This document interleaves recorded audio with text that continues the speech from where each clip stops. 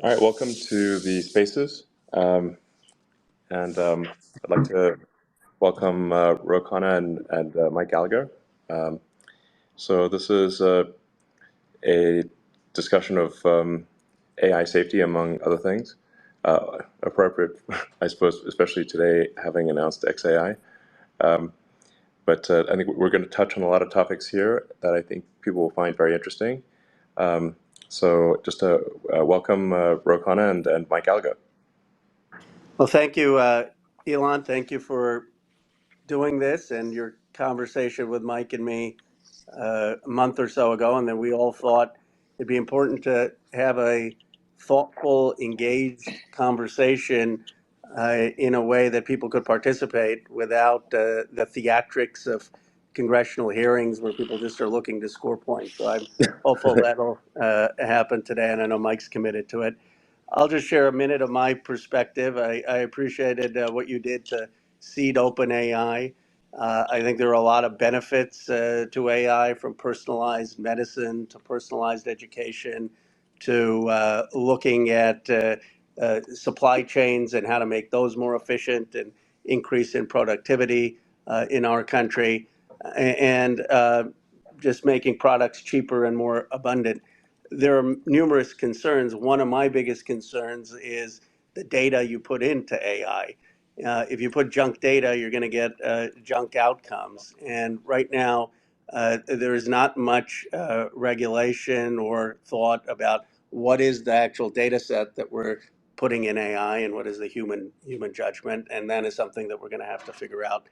But I'm happy now to get Mike's perspective, who's just been terrific as the chair of our China committee, and he and I he leads. He's the chair and the ranking member on armed services. A Marine from Wisconsin. We disagree on things, but always within a view of what a debate on ideas.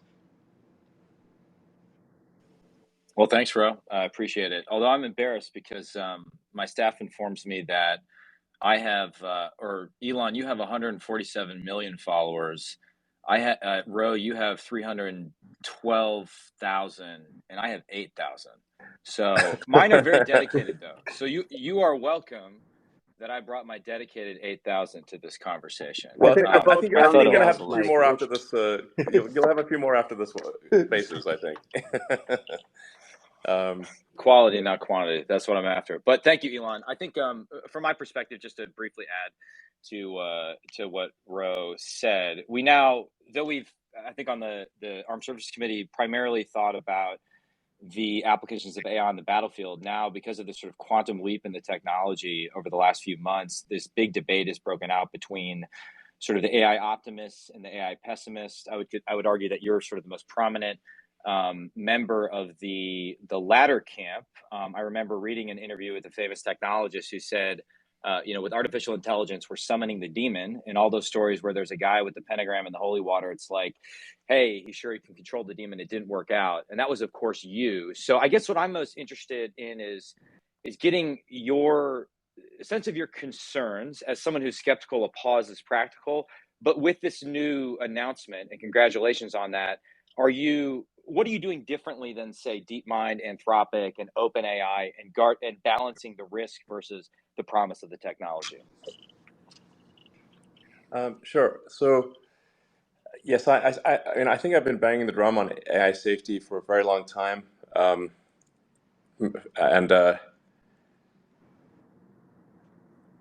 yes, I think if I could press pause on AI, or to really advanced AI, sort of digital superintelligence, I would.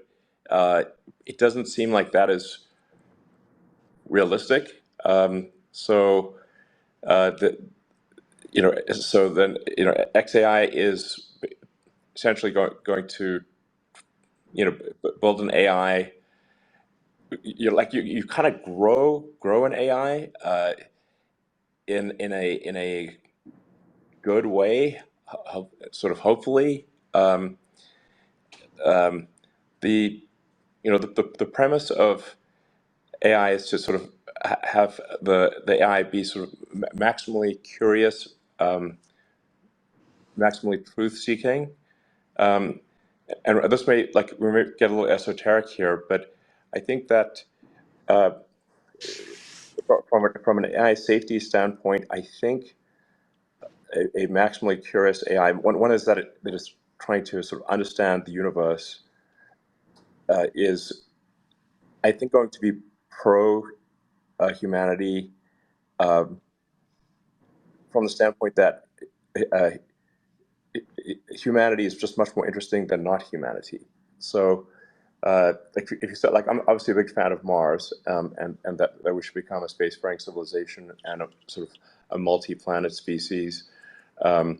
But Mars is frankly quite boring relative to Earth because it's a bunch of rocks. There's no life that we've detected so far, not even microbial life.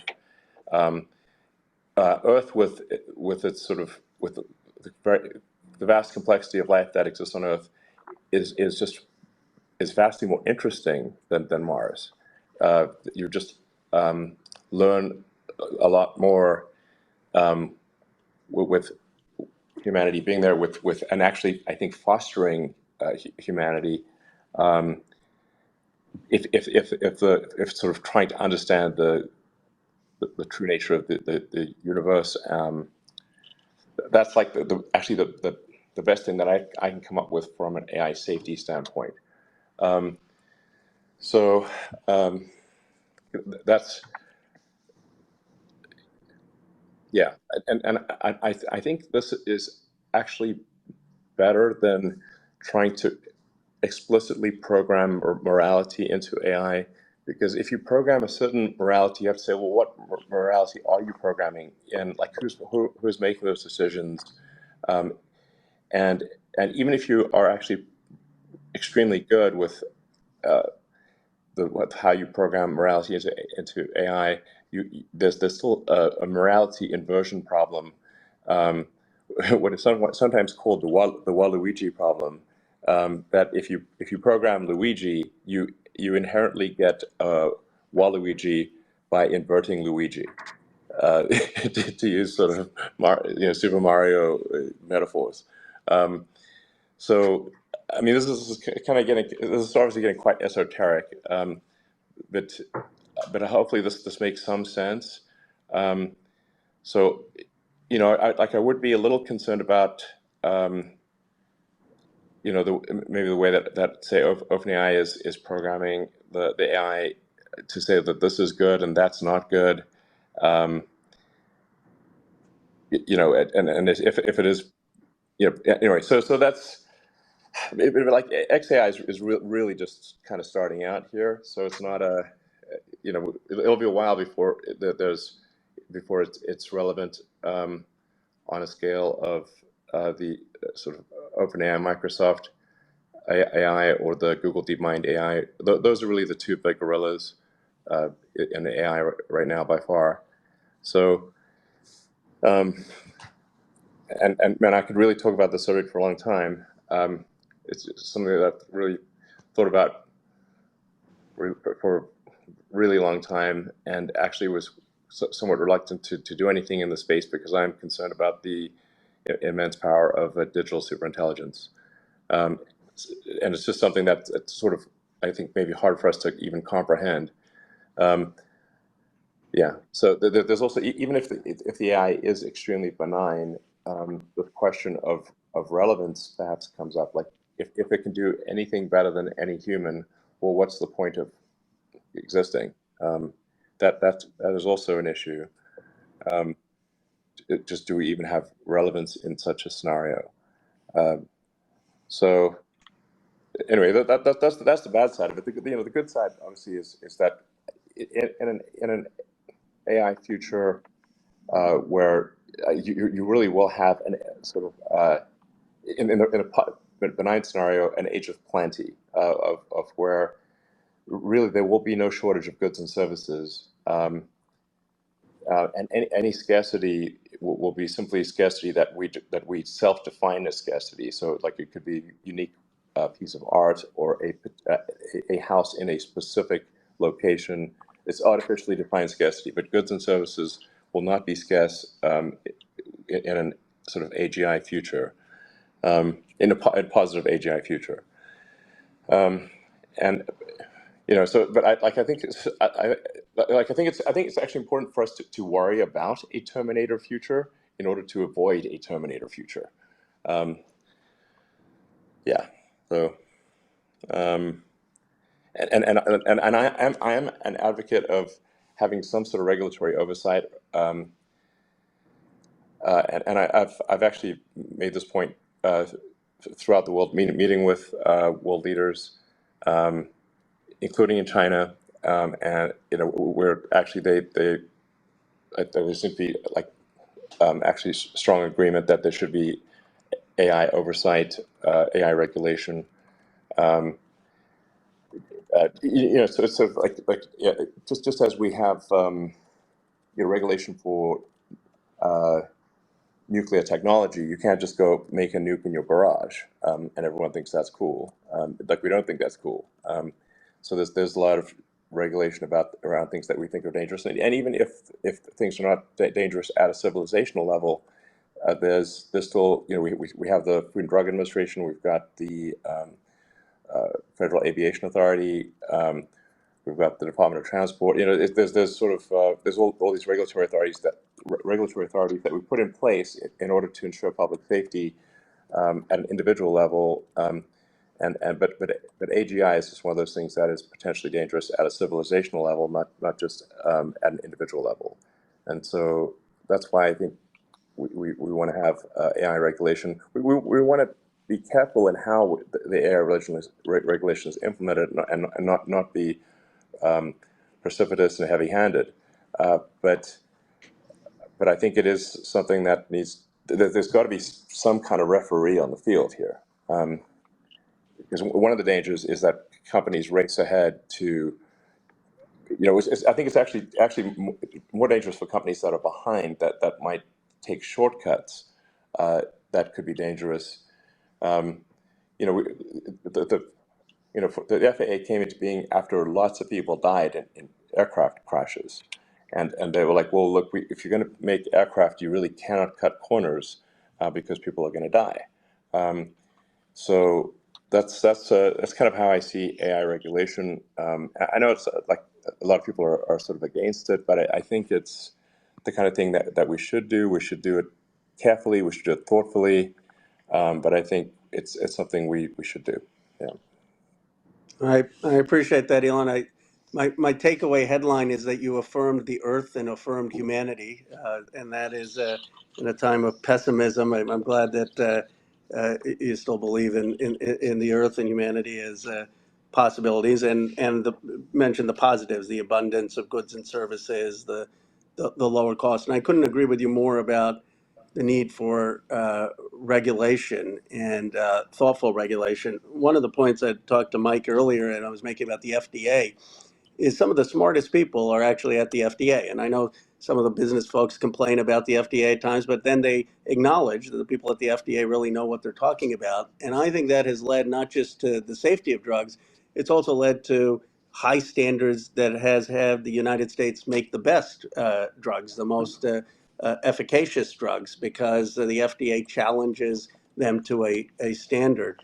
My own view, I don't know Mike's view, I see Congressman Gates, some others are on the call, is that Congress lacks the knowledge to really delve into this. And I don't think we ought to be just deferring to industry. And so creating a new regulatory body like the FDA, FAA, that has experts from technology, but also from ethics, from civil society, people who've really studied this, scientists, in my view, would be a concrete step. And whether it's that or we get a commission composed of people who really understand this, it seems that Congress is going to need help to get this right. Yeah, I would take your point, Ro, about the dearth of expertise in Congress, right? Congress has not covered itself in glory when talking about even the most rudimentary technological issues. I mean, see sort of Facebook Zuckerberg hearing 2018, and it's like it birthed what was called at the time the meme apocalypse. But I also think there's concerns. I don't speak for the the entire conservative world about I think maybe the pandemic illustrates the dangers of ceding too much authority to unaccountable experts. And I also take your point about the FDA, but do we need a more dynamic regulatory process with the technology like this, where the pace of change is so quick? Put differently, it's not like, even if we passed a sensible AI law this year that struck that balance you talked about, Elon, between oversight guardrails, but also the need to innovate, it might be outdated very quickly. So figuring out that dynamic regulatory model without stifling innovation, I think, is the core dilemma. Because for me, and this reflects my bias, I think the one thing we know for certain is that if we fall behind, because the Chinese Communist Party is not going to pause, they are going to use the technology for evil, to perfect a techno-totalitarian surveillance state. We, at least in the free world, have the chance of using it for good and striking that balance. But I admit it's very difficult. I mean, I guess, Elon, do you see an obvious path forward in terms of regulation that doesn't completely strangle innovation, but also doesn't unleash the Terminator hypothesis? Because that's, my constituents understand Terminator, whereas I think the positive externalities of AI still seem distant and in some ways ephemeral, if that makes sense. Yeah, no, I agree that there isn't. It's difficult to think of any sort of. I can't think of a good sort of movie example, TV example of AI that's the benign scenario. There are some books like I think the Ian Banks culture books are probably that's the best imagining of a positive AI future that I've read. So, and I think arguably you could say like the Isaac Asimov Foundation series, also the books. The TV series diverges quite far from the books, but the books themselves actually have somewhat of a benign AI scenario. But the most sophisticated and perhaps most accurate view of AI future is the Ian Banks culture books, which I'd highly recommend. But it would be helpful for Hollywood to articulate that vision in a way that the public can understand. But I think that the right sequence here is to go with insight followed by oversight. So at first it's really just I think the government trying to understand what's going on, and I think there's some merit to an industry group, like the Motion Pictures Association, that I think actually should be formed. So I mean, I think we'll try to take some steps in that direction, because I think there's some amount of self-regulation that could be good here. I did, when I was on my recent trip to China, I did spend a fair bit of time with the senior leadership there, talking about AI safety and some of the potential dangers, and pointing out that if a digital superintelligence is created, well, that could very well be in charge of China instead of the Chinese Communist Party, and that I think that did resonate, because I think they would no government wants to find itself unseated by a digital superintelligence. So I think they actually are taking action on the regulatory front, and are concerned about this as a risk. And I've seen some comments internally within China where the companies are a bit unhappy about the government wanting to have regulatory oversight on AI. So I think this is something that does actually resonate even in China, because in fact, when I was in China, I said one of the biggest obstacles to AI regulation outside of China is a concern that China will not regulate AI and will then get ahead. And then they understood, they took that point to heart, and it's a logical point, I think. And like I said, the concern I highlighted, like if you make some superintelligence, well, the superintelligence could be what actually runs China, and that also resonated. So I think, yeah, it's if we I think trying to shed as much light on the subject. Sunlight's the best disinfectant, and being as open about things as possible, going from insight for a few years to then oversight with consultation with industry is, I think, the sensible approach. And I think the public is starting to understand the potential of AI. With like ChatGPT was something that obviously the public could interact with, and it's like, I mean, I've understood the power of AI for a while, and those sort of deep in industry have, but until you have some easy to use interface, it's difficult for the public to understand. It's also the case with Stable Diffusion and Midjourney.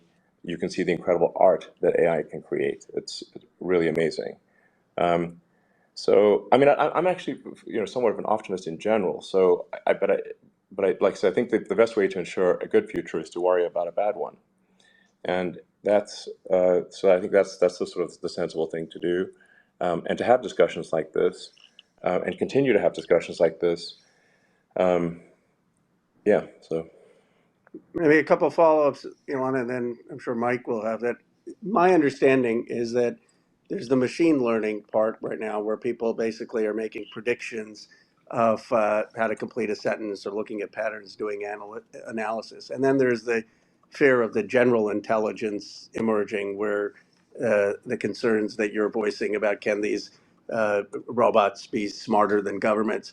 How far away do you think we are from the general intelligence versus the sophisticated machine learning? And the second point, because I know, I mean, you showed up to China before Blinken did. I mean, how open do you think China would be to work on some kind of international framework on regulation of AI? And is that in your view feasible? Um, my understanding from the conversations that I had in China was that China is definitely interested in working in a cooperative international framework regarding AI regulation. There's obviously a fair bit of distrust within America and distrust of China within America and distrust of America within China. But at least based on the conversations that I had, I think they would be amenable to being part of an international regulatory framework. And yeah, so that was my impression. But the proof's in the pudding, so we can see. It is very interesting to visit China in general and see the perceptions, because as much as, say, people in the U.S. might distrust China, likewise people in in the government, they distrust America, and what tends to mitigate that distrust are really conversations, especially in-person conversations. It's very easy to demonize an organization or a person if you don't meet with them. And then they're like, when you meet with them, they're like, well, they're not as bad of a demon. They're not that bad, actually.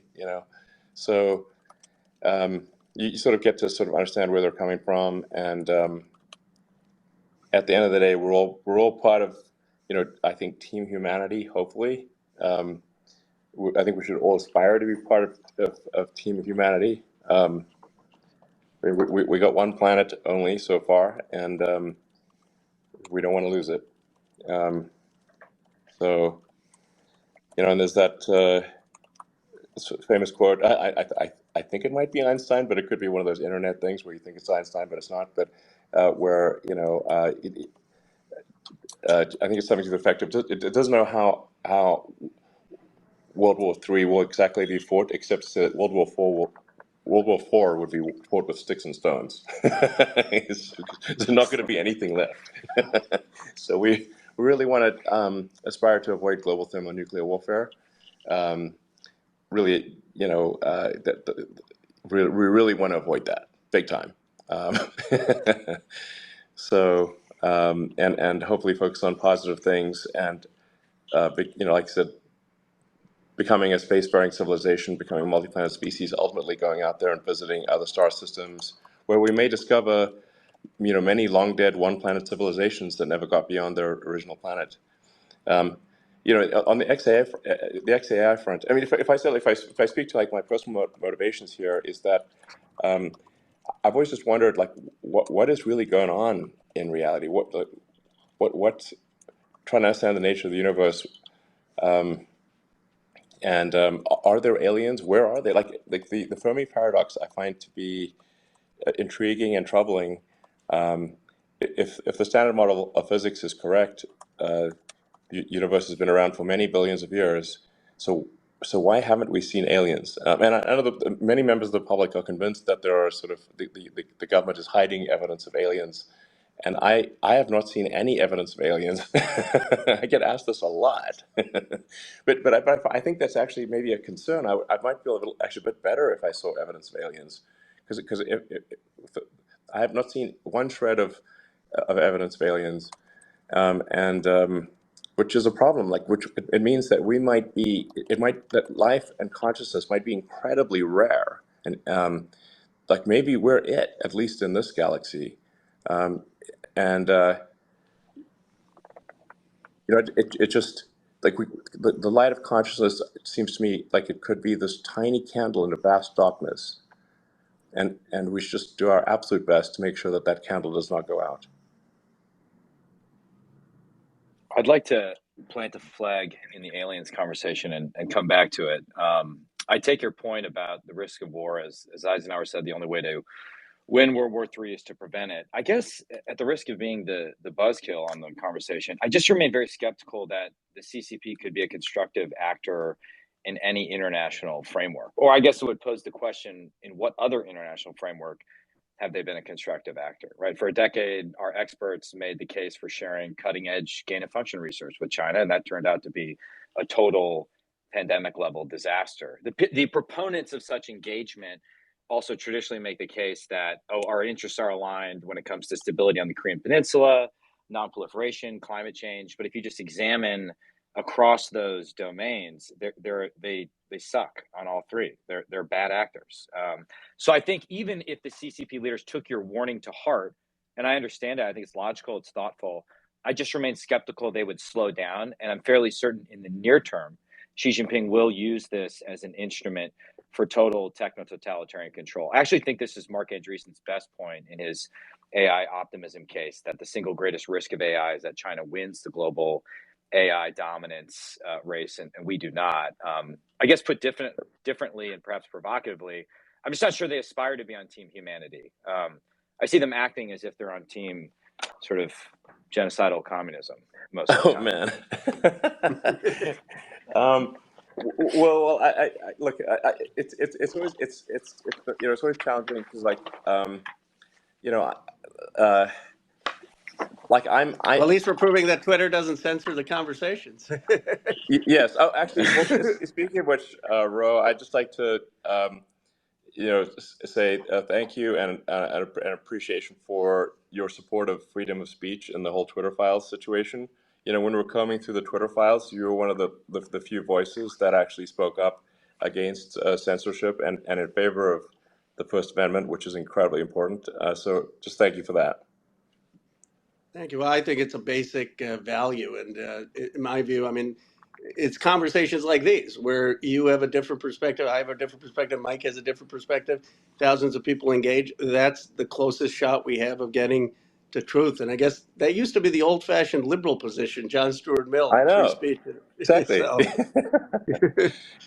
Yes, it's. By the way, I thought we were launching Roe's presidential campaign on these Twitter Spaces. I was misinformed. well, but Well, things didn't crash. Things are still running, so well, you're welcome anyway. to certainly would welcome you any such action on this platform. But I think I think I think we can all agree that having dialogue is productive and it's good to have things like this, and so but yeah, on the China front, I'm like, I'm kind of pro-China, and I know this makes it sound like, well, do you have all these vested interests in China? I'm like, I have some vested interest in China, but honestly, I think China's underrated, and I think I think the people of China are really awesome. So, and there's a lot of positive energy there, um, and I think they kind of want the same things that people in America do, and so uh, that's not to say that there aren't some very significant disagreements, and there's obviously going to be a significant challenge on the Taiwan question, like a very significant challenge. Um, but I think on the sustainable energy front, really China's done actually a lot to further electric vehicles within China. That they've been China makes more electric vehicles than I I think the rest of the world combined. So there's a lot of solar power, a lot of wind. There's also a lot of coal and whatnot, but China has been pushing quite hard on the sustainable energy front, and I think that's not that just is that's simply a fact. They really have been pushing very hard. Um, so, and I think ultimately, once the very difficult question of Taiwan is, resolved, I am certainly hopeful that there will be, positive relations between China and the United States and the rest of the world. Um, and but we probably have a bumpy road between now and then. Uh, but like I said, I think let's say the long term, I think we'll aspire to be Team Humanity, um, and yeah, so that's a, Well, one of the things I've appreciated, Elon, about Mike's leadership, and in some places I don't think there's total divergence, and that Mike has alerted the Congress and the country about some of the things that the United States needs to do. Certainly, I've learned from him about ensuring that an invasion of Taiwan doesn't take place. So whether that is making sure that Taiwan has weapons, whether it's making sure that we have the right military posture in the Pacific, in effective deterrence. And I think he's built bipartisan consensus for that. And the other thing that's emerged as bipartisan consensus is that we hollowed out our manufacturing base. I know you've been a proponent of making things in this country, and there's a recognition, I think, on a bipartisan basis that we shouldn't. I mean, steel. We've got all of the top 15 steel companies. We don't have a single one in America anymore. 9 of them are in China, and then we've got to bring some of that manufacturing back. And it seems to me we could have a view of both the national security challenges and the economic challenges that then allow us also to aspire for the right type of engagement and peace and avoiding war. But I'll let Mike speak. But it seems to me, Mike, that the tone of the committee, even where we've had disagreements, has ultimately been an aspiration for peace, not getting into war. Yes, I'm genuinely not trying to make this a China rant. I guess, listen, I think even the most hawkish member of our committee, and I'm admittedly on the hawkish side of the spectrum, fully supports the Chinese people. We have no quarrel with the Chinese people. It is the party that is the source of instability in the relationship and the primary enemy of the Chinese people, and that's the core of the dilemma. And I think it's important to make that distinction. And we look forward to a world in which the people aren't subject to the whims of an oppressive regime. Furthermore, on the question of peace, yes, my whole mission in life is deterrence. That's what I'd spend most of my day focused on. A war between the U.S. and China would be absolutely horrific. It would had the potential to make previous world wars look like child's play in comparison. But my theory of deterrence is that we need to deter by denial and put hard power in Xi Jinping's path to make the prospect of taking Taiwan so unpalatable that he never tries it. And I know we're straying far afield from the AI conversation here. On your points about energy, I just the stats I've seen, you obviously have a lot more experience in this space than I do. I mean, last year they built 6x the amount of coal plant capacity of the rest of the world combined. But if you take an easier case, which I don't think there can be a dispute about. I mean, when it comes to something like free speech, and I view you as a champion of free speech. I mean, you've called yourself a free speech absolutist. There's no question that the CCP is not into free speech, and therefore my concern that if they dominate this technology, they could use this to suppress speech, suppress freedom of religion, et cetera, and it wouldn't sort of further the advancement of humanity. Again, my view. I'm not trying to be the bad guy on this whole thing, but Yeah, reasonable people can disagree. That's why I love Ro Khanna. yeah, um, yeah. Um, um, yeah. I mean, I do have this theory about prediction, which is that the most entertaining outcome, as seen by a third party, not the participants, is the most likely. Um, so that's really like it's not necessarily the best thing for those involved in it. Like you could be watching a World War One movie while people are getting blown to pieces while sipping a soda and eating popcorn. Um, Not so great for those in the movie, but it is entertaining,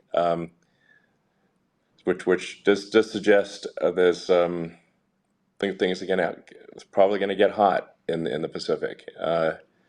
So hopefully not too hot, but things are gonna get hot, and hopefully we can get we can get past that and get to a positive situation for the world in the spirit of aspirationally we're all on Team Humanity, but it's gonna get spicy, and then I mean basically if I were to say like the most concerning thing is probably the Taiwan question over the next 3 years, and then in the probably 3 years after that is the I would be surprised if there is not digital superintelligence in roughly the 5 or 6 year time frame.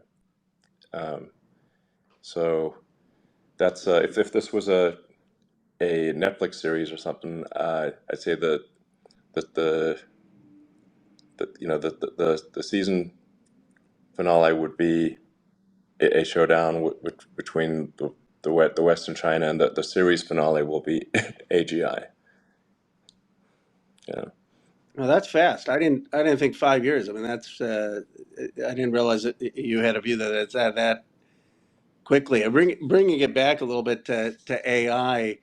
Um, I guess two questions. One for people, even your harshest critics, Elon, recognize that you've been one of the most successful entrepreneurs, technologists in the world. And if you're a young Elon Musk or an aspiring young person and you're seeing the world of AI, or you're someone who's blue collar family and you've got a kid and you're seeing AI and concerned about automation and what you should do, what would you say to them? I mean, what would you say to someone young, 15, 18, 20, in the world that we're entering?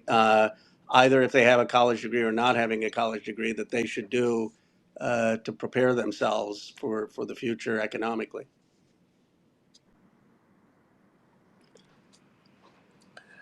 Um, I can't think of anything like I suppose that there's if someone is able to contribute to building AI in a positive way, if someone has that technical ability, that is probably the right thing to work on. Um, the for your average citizen, I think it's going to be the future is definitely going to be interesting. Um, um, like I said, things get very strange in a future where the AI can basically do everything. Um, and in the benign scenario, I guess we will look for personal fulfillment in some way. Um, I think between now and then, I think it's just trying to be useful. I mean, on the manufacturing front, I do think we should place a much greater weight in the United States on the importance of manufacturing. I think the things that are shifting back in that direction. Um, it generally when somebody asks me for advice, my advice is try to be try to be as useful as possible. It's actually quite hard to be useful. And if you can be of use to your fellow humans, then and contribute more than you take, then I think that's a great thing. You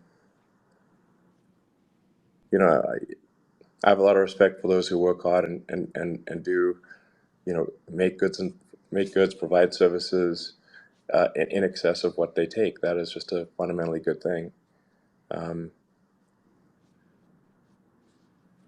So, it's a hard question to answer with certainty because it is so uncertain. The advent of AGI is often referred to as the singularity. A singularity is like a black hole. You just don't know what happens after that.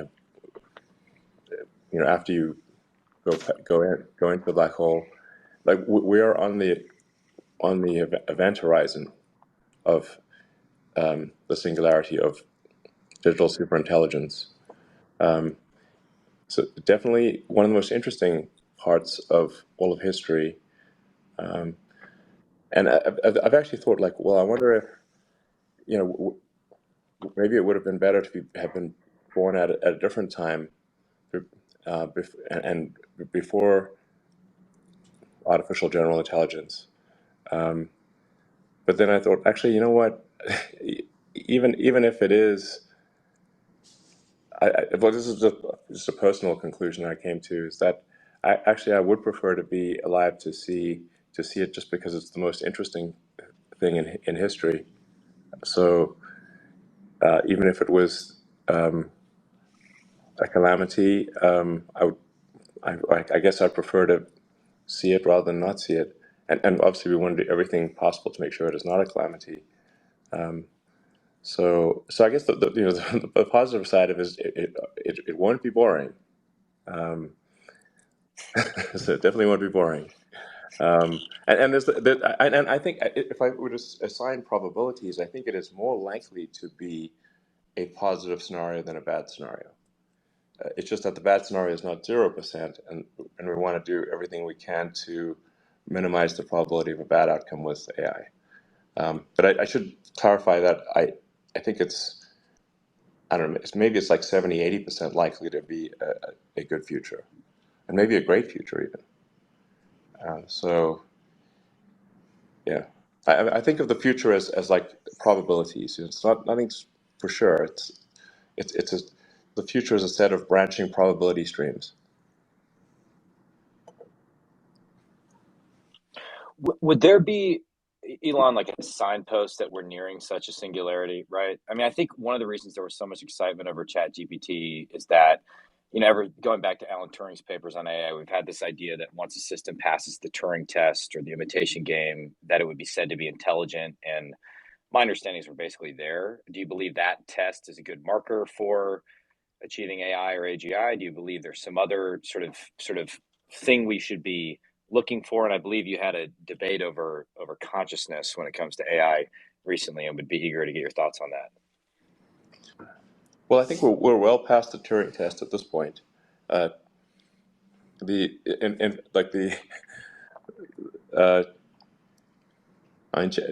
is well past the Turing test.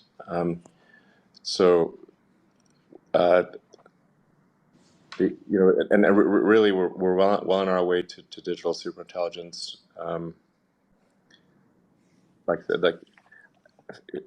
I think it's 5 or 6 years away.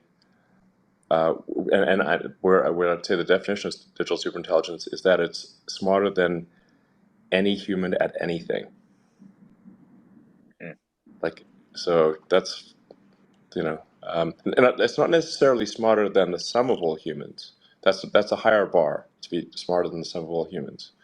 And especially given that it's the sum of all humans that are machine augmented, in that we will have computers and phones and software applications. So we're already are de facto cyborgs. It's just that the computer's not yet integrated with us.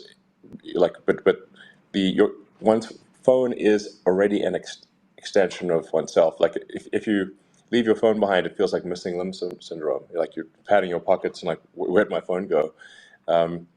And like it's crazy the degree to which our sort of our phone, which is like basically a supercomputer in your pocket, is an extension of yourself. So there's a higher bar to be smarter than the sum of all humans with that are computer augmented. Yeah. So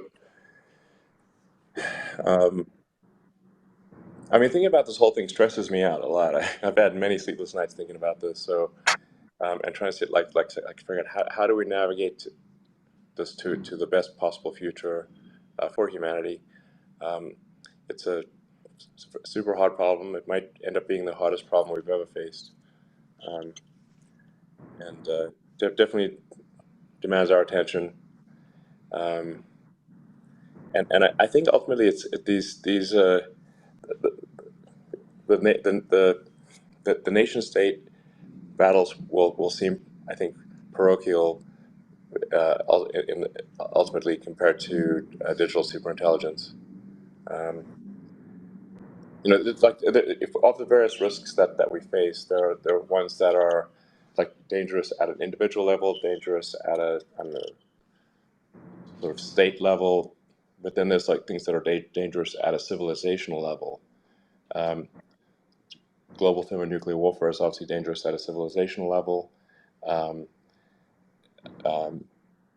Some super virus that has very high mortality rates would be dangerous. I think it's crazy to do gain of function research. Like gain of function research is a nice way of saying death maximization. Like I don't know who came up with this gain of function marketing BS, but it's what's the function you're talking about? Oh, death. Okay.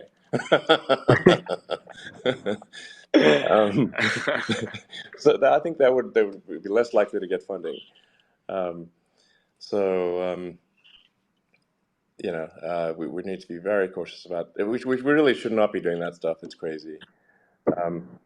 So and then but AI is also a civilizational risk.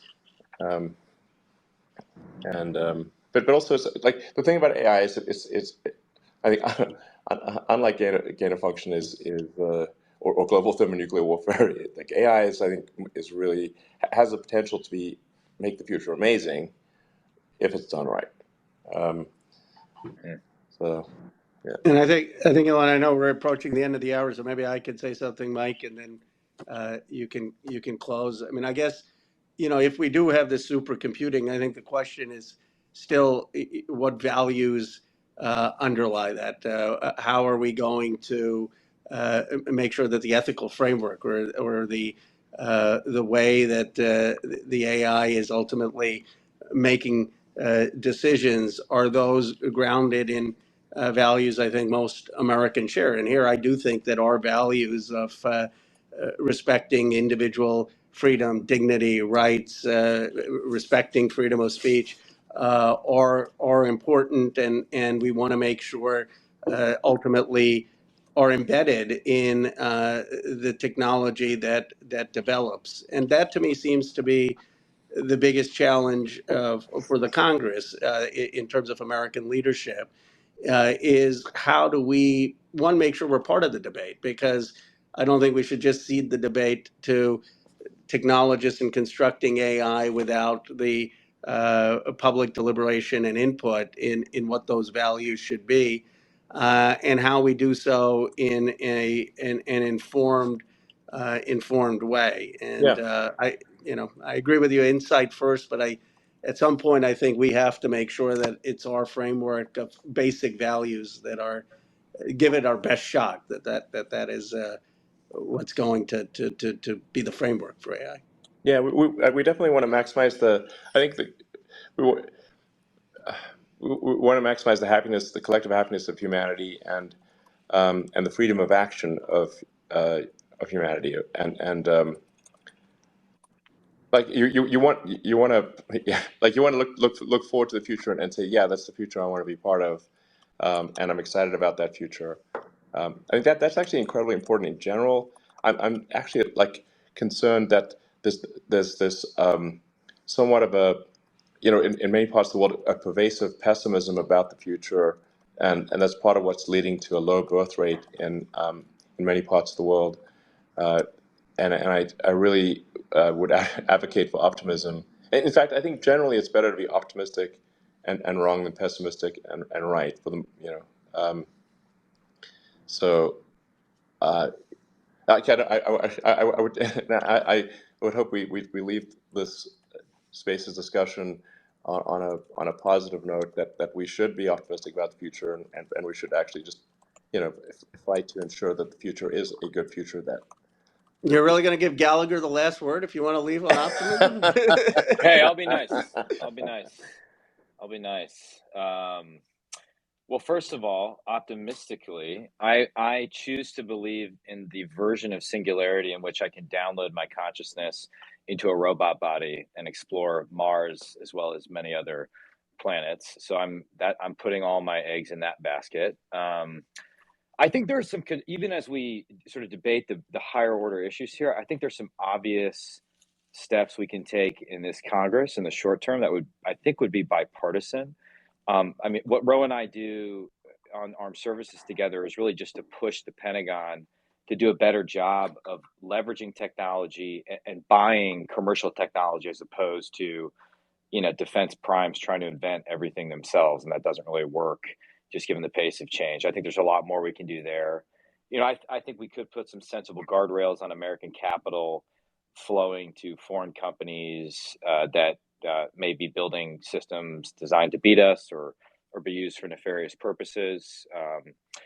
I'd love to skip directly to an international regulatory body with a bunch of constructive actors, but if I'm right that seems unlikely in the short term, one constructive thing we can do is just start with ourselves and then build out kind of a free world framework that strikes the balance. You talk about Elon, starting with our Five Eyes Alliance, and then you just sort of build out concentric circles from there once you get the basic foundation of that. That should be achievable. Difficult, but should be achievable. And to end on an optimistic note, I think all of us look at what's happening with SpaceX, and it makes us incredibly optimistic. I mean, it's really inspiring, actually, and the way in which Starlink technology is being utilized, not only Northeast Wisconsin, but in Eastern Europe right now. I think that's a remarkable story of American innovation.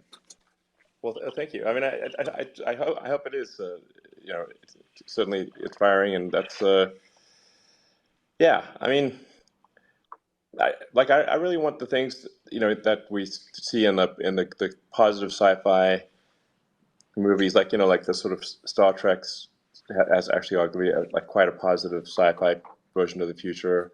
I think we want that stuff to come true. We want Starfleet Academy. We want to go where no one's gone before, and explore the universe, and that's what I think fires me up, and I think fires a lot of people up. It would just be incredible to go out there. I mean, you look up at the night sky and see all those stars, and I wonder like what's going on up there. Are there alien civilizations? Is there life up there? And hopefully one day we find out. Seems like a good note to end on. All right. Yep. Appreciate it, Elon. Appreciate it, Mike. Appreciate the conversation. Hopefully we should do, my hope is that we could do more of these kind of things in the future. Mike and I have been talking about, doing it with you, Elon, and just figuring out how to have a conversation in this country that is substantive. I wish we could do more things like that. I couldn't agree more. This is great. Yeah. I really appreciate it. And once we find the aliens, let's get them on a Spaces conversation too. I sure hope those aliens are nice to us. All right. Nothing so concentrates the mind like an alien invasion. Yeah, exactly. I mean, Independence Day is pretty. In fact, like the Independence Day speech is amazing. So. I forced my 3-year-old daughter to memorize that for 4th of July. So did you really? It's all American children shit. I may have just played it for it, but thank you guys. Appreciate it. Take care. All right, thank you for joining, and thanks everyone else for